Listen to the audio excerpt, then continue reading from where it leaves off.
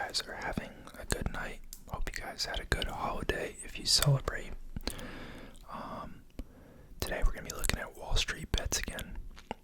It's been a little while. I do really enjoy these videos. I don't know how much substance they actually provide in terms of content, but I think from an entertainment point of view, pretty comical. So, we're back on WallStreetBets. I think this is the 5th time I've done one of these. You guys seem to like it based on the analytics, so we're going to keep it up because I enjoy it as well. Typical, before we get started, none of this is financial advice. These guys are mostly idiots or either got extremely lucky, and I wouldn't recommend replicating or following any of the advice or actions you see in this video. Consult a professional and do your own research. Now, I typically sort by newest at the top. So we have someone here. They want to short the auto lending industry. Now, I could actually see the case for this. I think this is probably, if I have to guess, going to be one of the more put together trade theses that we're going to see tonight in our video.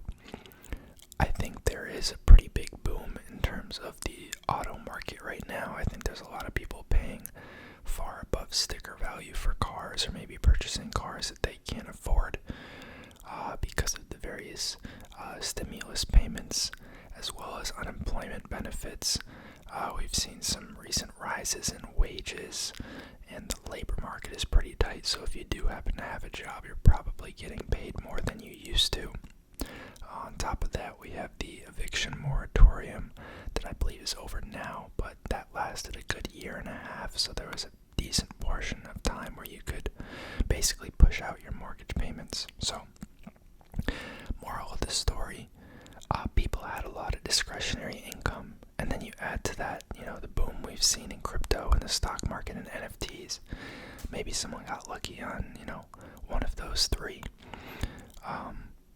People have a lot of money to spend. And then, so that pushes up the demand side. But then we also have constraints on the supply side because we're having chip shortages. You see the freight rates to, transport across the ocean are up about 500% in the past year or two. So there's a lot of things weighing on the supply side. So combine reduced supply with increased demand. We basically see the car market booming. New cars don't sit on the lot for more than a week. And as a result, people are turning to the used automotive market. I know a lot of people who purchased cars, either new or used, but then have had them for a year or two, and now they could potentially turn around and sell those for much more than they actually bought them for, even though they've been driving them for a year or two.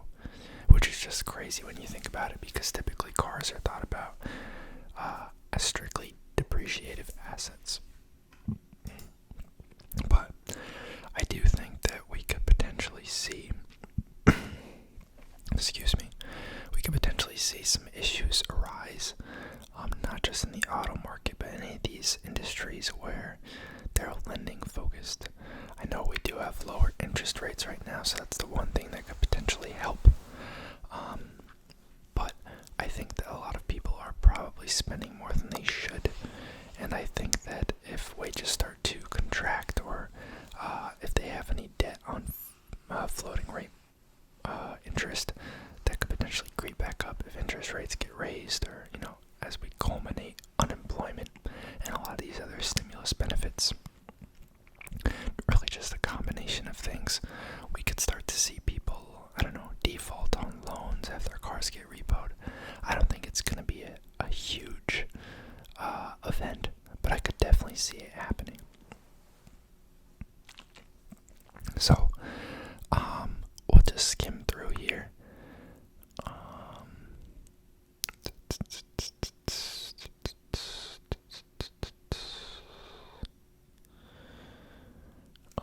He's basically citing most cars have been bought with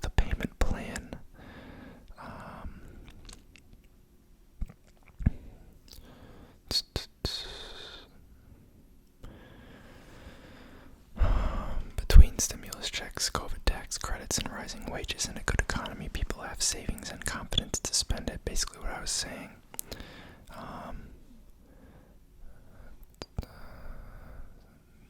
Anecdotal evidence. We have supply chain issues. Salespeople I know say a lot of their customers are taking out subprime loans and they don't fully understand what they're signing. If this loan doesn't F them, the insurance rates will. On top of that, dealerships' demand for auction used cars is drying up and they're only turning 3-figure net profit on cars. Interesting.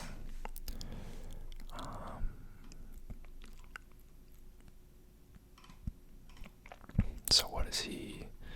Oh, he has long-dated puts at a variety of strikes.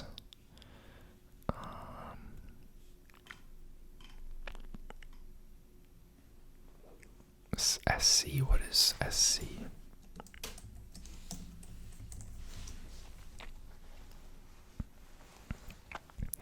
Santander Consumer Holdings.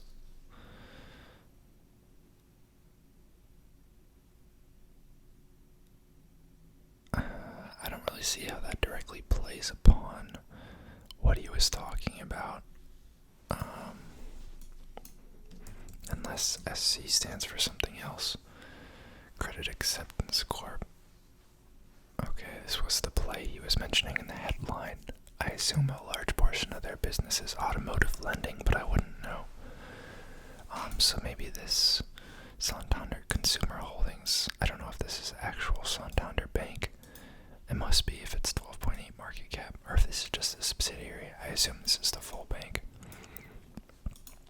Maybe they do a lot of auto lending. It seems like kind of a random pick.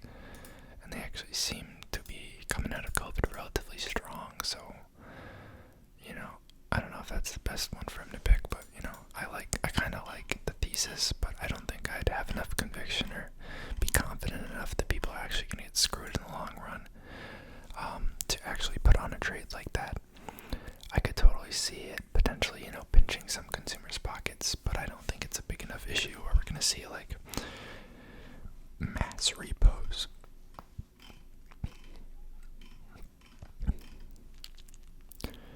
We're doing a stock market simulation for one of my classes in school. It will be for a month or two. I was wondering which stocks I should invest in. We were given $100K to start, and as of now, I've invested in Tesla, Disney, WST. What is WST? I can't even keep up with these meme stocks anymore. Oh, this is a big company, West Pharmaceuticals, and SU, Suncor Energy, a little random. Canadian company, interesting. Not sure why you picked those two. Obviously, Tesla and Disney, I'm not surprised. PepsiCo, I'm not surprised. Home Depot, decent pick actually. We can only spend $20,000 every day, and whoever spends more will be disqualified to win the simulation. A team has to have the most equity in the end of the period.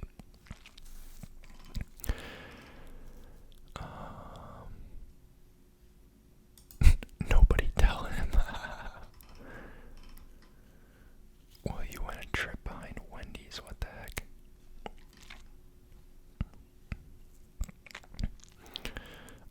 As much as I am not a meme stock investor, I think that if you just want to win the game and to have the best chance of that, you should just YOLO it into some meme stocks. I think 2 months is a pretty short time span to expect a value stock or a more conservative play to play out. Pretty neat. I wish my school did something like that. I think I took one personal finance class. It was a half credit. I don't even know if I would qualify it as a full personal finance trading because we didn't really talk about the stock market. But I feel like financial education is something that's not talked about enough in schools today. That and taxes and good nutrition, exercise. Like, we need more focus on that.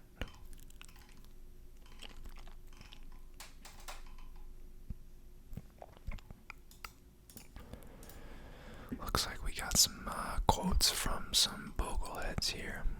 John Bogle, traditional like value investor,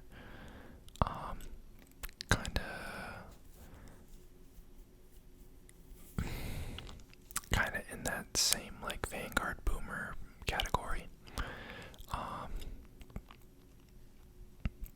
Looks like this guy read a book he wrote for mutual funds.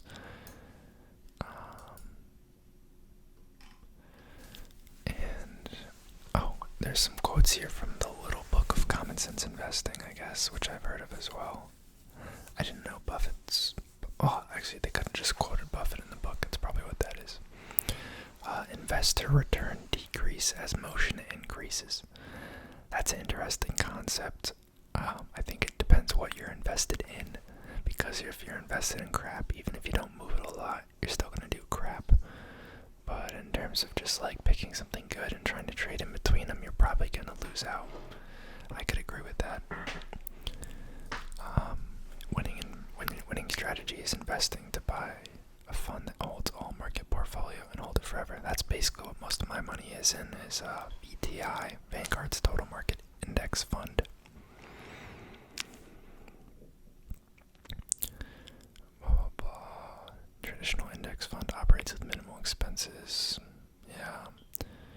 Investing in equities long-term is a winner's scheme. Yep.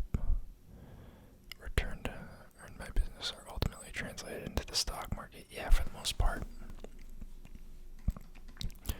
Investing is a zero-sum game. For every person that beats the market by 1%, someone else lost 1%. Is it? I don't know. I feel like I'd have to do the math on that. Mutual fund investors are confident they can easily select the right fund managers. They are wrong. I honestly think mutual funds just are not common anymore for like anyone under like 30 or 40. I think the biggest place they get attention is that they're probably what most people's 401ks consist of. I don't think most people that are picking their own investments go with mutual funds anymore. Especially just because there's like pretty much an equivalent ETF for every mutual fund you could think of, and those just give you better expenses and liquidity for the most part.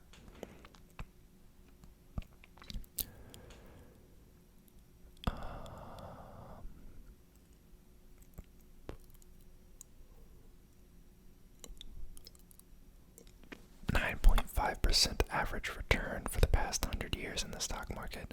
That's dividends plus dividends earning growth on top of, appreciation.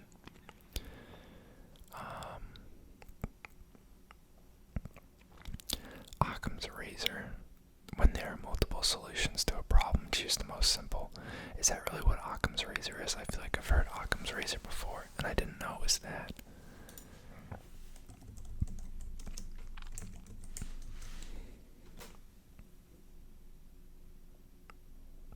I guess it is. Maybe I'm thinking of something else.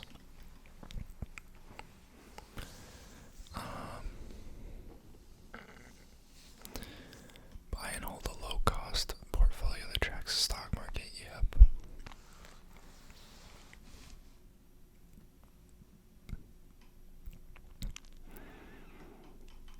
That's a lot of bullets that this guy took.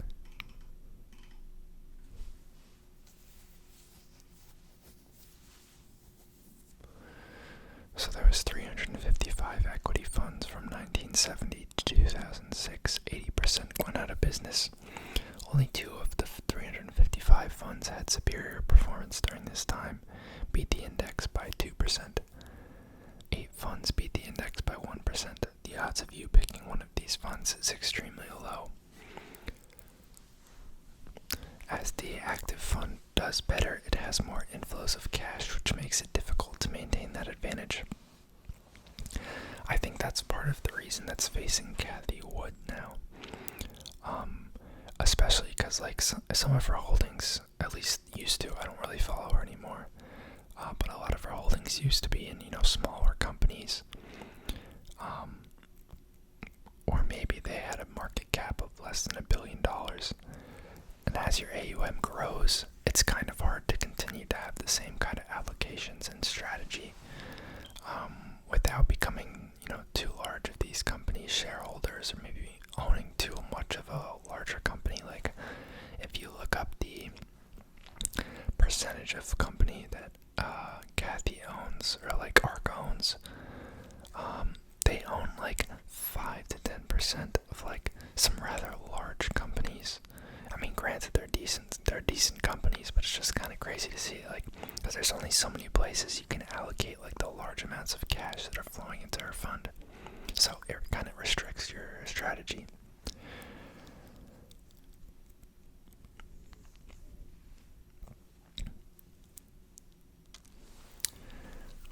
Pretty neat stuff. I'm honestly surprised that this type of content is on WallStreetBets. It's a great quote. Buying index funds is like eating vegetables. We all know we should, but just don't want to. I like that. So now someone's predicting a crash in March of 2022. Interesting. Oh, another post below him also predicting a market crash. We'll see.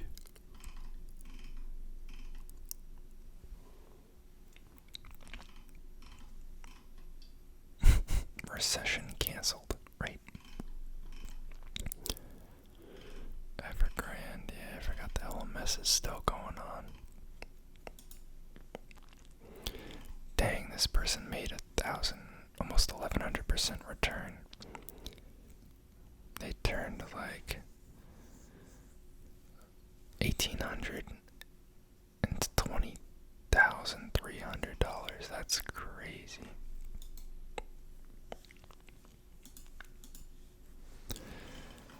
That's like, I don't want to say life-changing money, but like that could definitely help your situation depending on what's going on. Pfizer puts, interesting. Jesus Christ, man, it has 360 Pfizer puts. That's a lot. Pfizer's been pretty high. Yeah, I don't know if you guys saw Jack Dorsey is stepping down from the CEO of Twitter. Honestly surprised that he's just been, chief in 2 companies for so long, because he's also the CEO of Square. Honestly, I think Square has more potential, and definitely more interesting and, fun company in my opinion. Definitely more cutting edge. I'm not surprised that that's the one that he chose to pursue.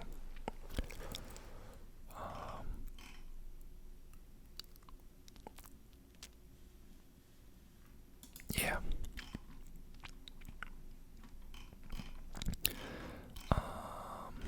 Wow, this guy's got 170 grand.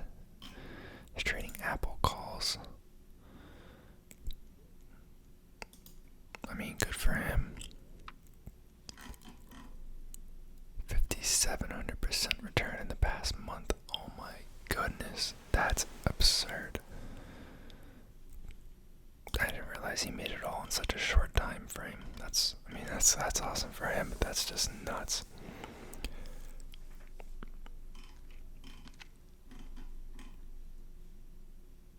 This is cool. I always wondered how people made these things. But I guess it's just like an algorithm that pulls all the data, and then there's probably some software that I don't know about that just like makes the chart based on the data set.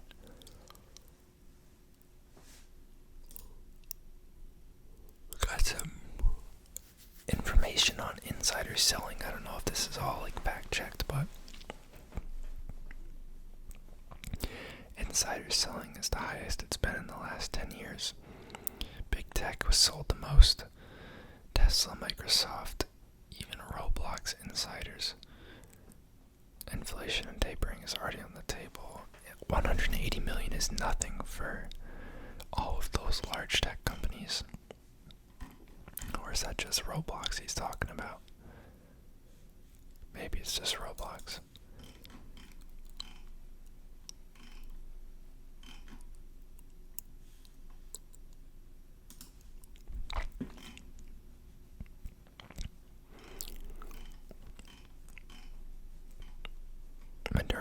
Tesla. That's a well-balanced portfolio.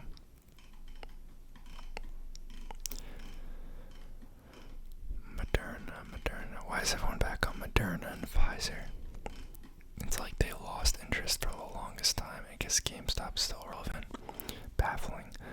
But I thought they lost interest in Moderna and Pfizer like as soon as the vaccine became mainstream, but now I guess it's all hot again.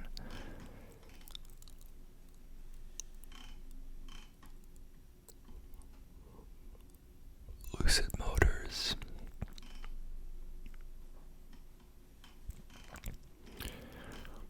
A lot of the same crap. I think we'll call that the vid. Hope you guys enjoyed the video. Let me know your thoughts down below. Anything jump out at you, maybe anything you're watching or that you thought was particularly foolish that we saw in this video. But yeah, hope you guys enjoyed the video, and I'll see you next time.